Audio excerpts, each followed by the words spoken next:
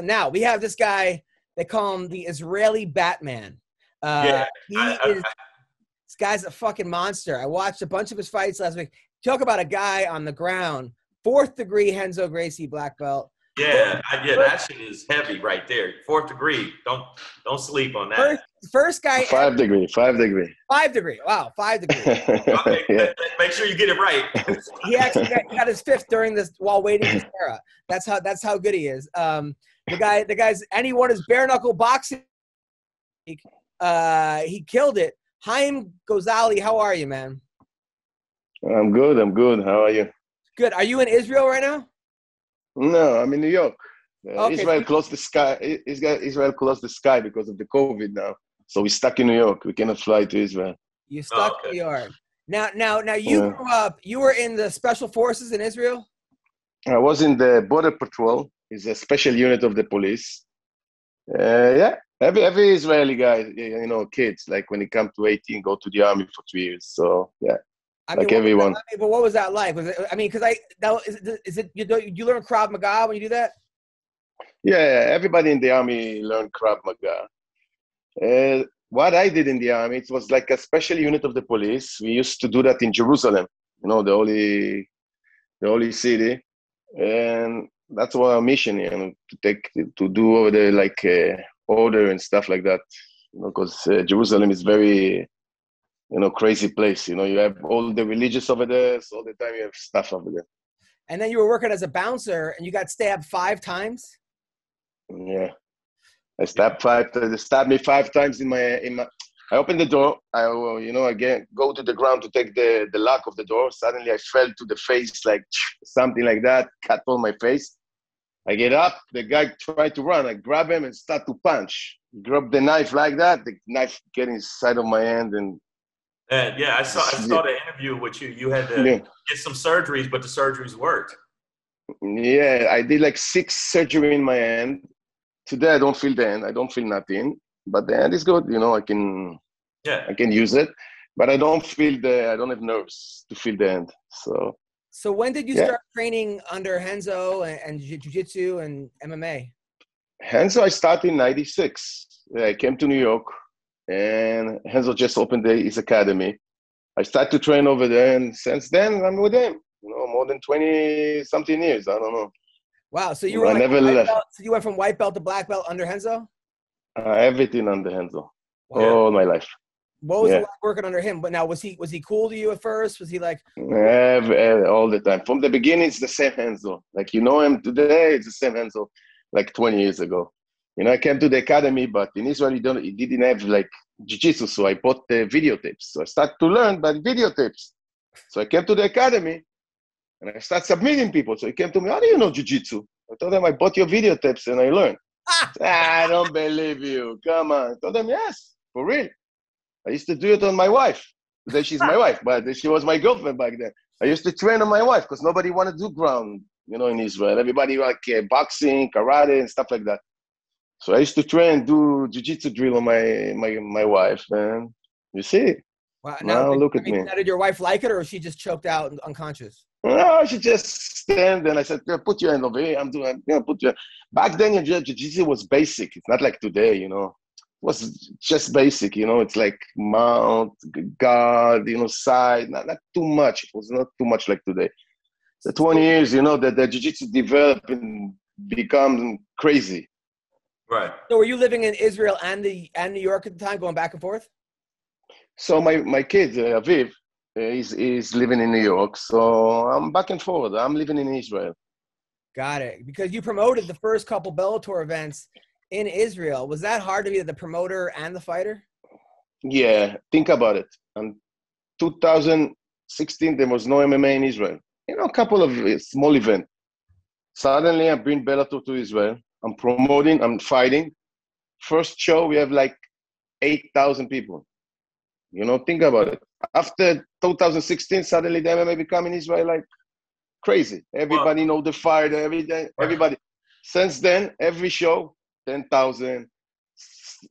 It's a crazy number, even to the States, So, yeah. But you're the one that brought it to Israel. Yeah.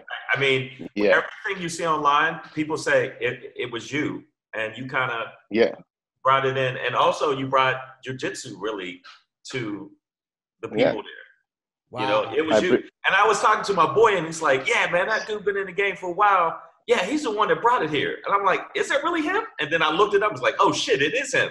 So yeah, it was you, man. Yeah. Now, the jiu-jitsu, me and two more guys used to do that together. So we bring it to Israel. The MMA was in Israel, small bit. You know, I did the first MMA event in Israel. I did it in '97, I think. Think of a small event, you know. But I bring all this sport to Israel, and today it's crazy. Today I'm going in a mall or stuff like that. Everybody knows me. Think about it. A sport that in 2016 nobody know what it is. Today everybody know you. You're all the time in the TV, all the time in the newspaper. So, and there's a couple of Israeli fighters also signed in Bellator. There's UFC, like Israeli that signed in the UFC now. You know, so. It's become big now in Israel.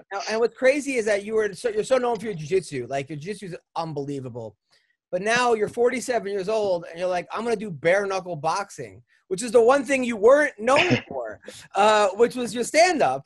And why at 40? And you look ripped at 47. I don't know what type of Israeli supplements you're taking, but get me some immediately. But why did you go into bare knuckle boxing last year? So first of all, I saw the bare knuckle. I know what is bare knuckle. You know, when I started to do MMA, it was also bare knuckle, but nobody punched too much. You know, everybody tried to look for the ground, copy Royce Gracie. So when I saw it now, you know, everybody saw Kimbo slice and stuff. You know what boxing, bare knuckle. But when I saw it, it become like a big event and like organization. So, oh my God, I need to try it before I'm retiring for real. Because everybody tell me, every fight, everybody tell me, you retire? Yeah, I'm retiring, and then I'm coming back.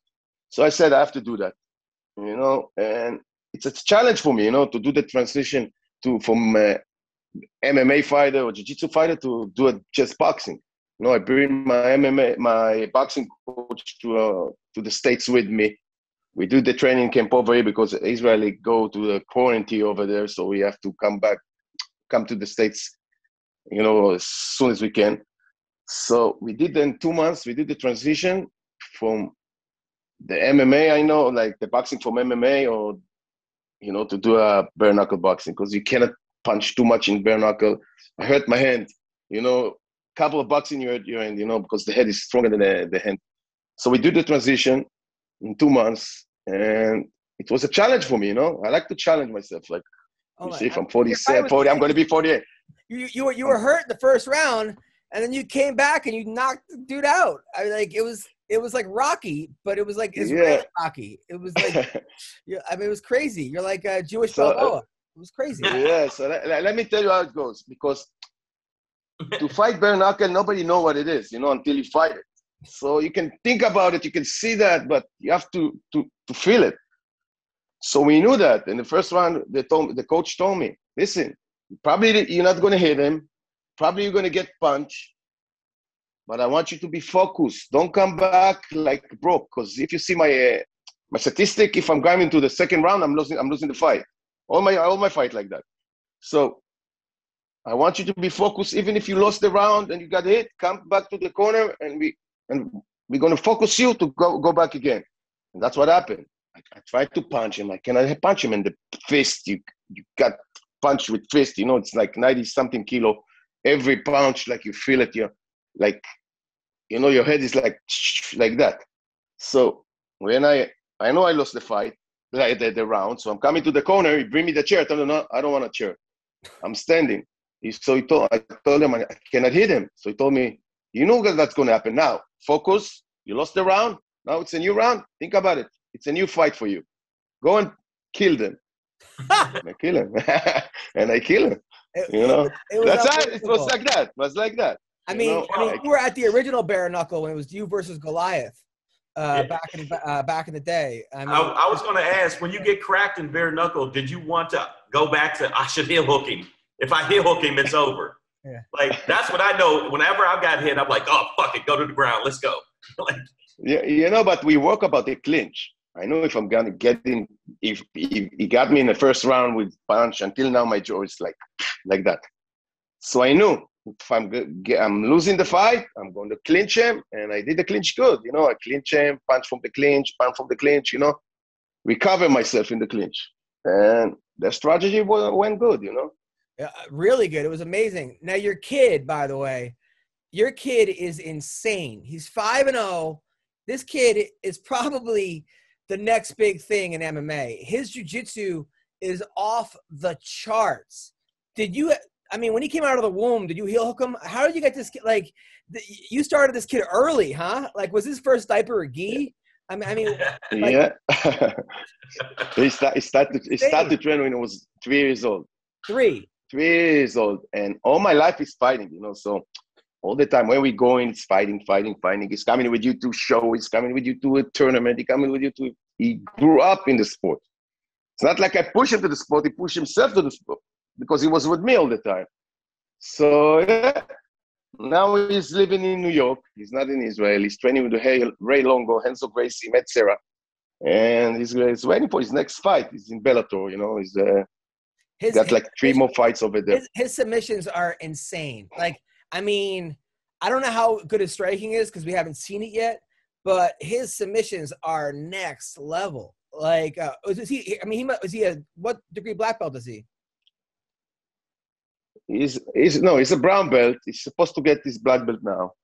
Wow. But, you know, COVID and stuff like that, so everything was closed in Israel. But maybe going to give it to him over here in New York now before I'm leaving to Israel. Do you get nervous watching him? Yeah. I was all the time I'm in his corner, but the last fight was quarantine. I couldn't leave Israel to come over here. So I saw it first time on TV. It was crazy. You know, I'm over there like I'm screaming to the TV, no, do that, no. And then he won, you know. And it's 4 o'clock in the morning in Israel and screaming and all the building is like waking up. What happened? You know, yep. It's hard to see that, but it's good. You know, it's good. He grew up in this. His potential is so good. He's like, you know, just I think it's going to be something big if you continue like that. I saw an interview before his first, before he was fight. I saw an interview where they were asking you about it. It was you, and you walked in on another interview with Royce, and it was like you were talking. You said, "Yeah, he's going to do it. I'm going to give him some time to really make sure he's, you know, ready." And then you see the tear he goes on. So you were right back then, like before he even did the shit. Ready? You were like, the kid's 20 years old. Ready? No, but notice he's this 11. It's an older interview, and he talked about it then, and then you see from then till now, you said that before. I think he was like 16. Look. Yeah. I have a much more important question. So my dad told me that Israeli women are the best in bed because because they have 5 countries trying to blow them off the map. So they're just crazy in bed. They're just wild. They don't care. I've slept with a couple of them. It was a lot of fun. I'm sure you slept with hundreds, not thousands. I'm married. So he can't really. I'm married. But I mean, they called. But you're the Israeli Batman. Before you were married. Right. But before you were married. I'm married. Okay. All right. No more questions. All right. So, all right. Who do you think is going to win this week between Gilbert Burns and Usman? I hope Gilbert. Why? I don't know. I don't like this. Everybody that become champions start to be like with suit and talking like that and like becoming like bullshit man. I don't like it. I like the, you know, be honest, be like, I don't know to say the word in English, you know, be a cool guy, you know, act like with respect, don't be show up and stuff like that. Don't be like Conor wannabe, you know, everybody become like Conor wannabe, like suit with flashing color. Come on, who's going with a suit like that? You're going to go with a suit like that. You're going to go to a show with a suit like that. Now, because you become a champion, you start to wearing stuff that nobody going to wear. I don't like this stuff. Yeah. You know, only because of that. Smooth. He started acting like he was smooth, like, yeah, ladies. Yeah, like, I'm cool, man. Shut the fuck up, go. I saw his interview, and I just like, oh, man, what the fuck happened to you? Yeah, I don't like it. I think that I don't like this stuff. He's hungry as fuck. He's humble, but he's hungry. and I think that I want him to win. I don't want. Me too. But I want him to win. I really do want him to win. They've also trained together, and also Usman left his camp. He left his camp, went to Colorado, and he was before that. He was with Rashad Evans and those guys over at Sanford or the Black Zillions. This is the first camp. He's with Trevor Whitman. So that's going to be a big asterisk right there. When you're the champion and you win all your fights under one camp, and then all of a sudden you leave, we'll see. We will see how that. I think that's actually a pretty big factor. We don't need that. Haim, it was an honor to have you on. You are. Thank you. I always root for you because you're older and I'm older, and I was like, every time you would win, I would go, he's doing it for the older guys to show we can still do it. Are you gonna do another bare knuckle boxing? Are you the next? Yeah, I'm gonna bring them to Israel, and we're gonna do a show now. Just the COVID gonna finish because Israel, now 4 million people got the vaccines, so. I believe in 2 months from now, Israel is going to be open for everything. So we're going to bring them to Israel. I'm going to do over the event, and I'm going to fight, of course.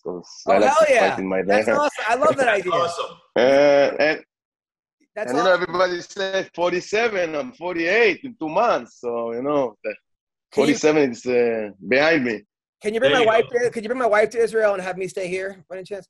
No, listen, I'm just kidding. Listen, you're gonna come it's an honor to have you on the show. Thank you for everything. Thank you. Take care.